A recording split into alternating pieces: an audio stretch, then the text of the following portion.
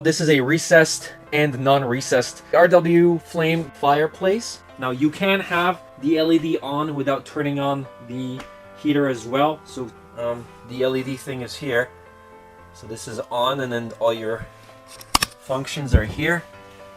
This is the slowness of the fire, and then you have 5 different speeds. This is the brightness, and again 5 levels of brightness. This is the heater. So the way the heater works, there's an air vent that sucks in the cold air and it spits out the hot air from here. There's a little mesh here, so if you touch it, you're not gonna get hurt. They have the option to do a 750 watt or 1500. For this particular unit, if you have a big space, 68-inch, definitely something you should consider. They look really, really beautiful. Also, you got a timer here, and then you've got your different colors, right? So you've got one color, and then you got another color. So you can do quite a lot of variations of colors.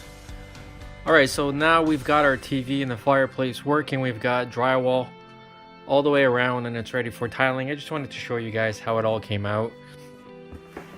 So we are putting 1/2-inch drywall all the way around, but we will be tiling now. But you can see it came out quite nice. And then this is the rest of our space here.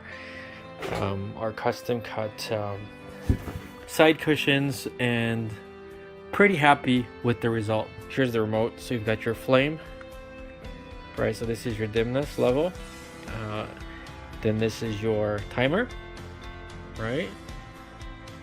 You can get up to 9 hours of timer. Then you've got your heat. There's 2 levels. First one gives you the 750 watt. The other one gives you 1500.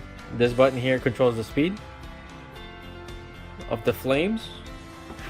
See how slow it goes, and then we're gonna speed it up.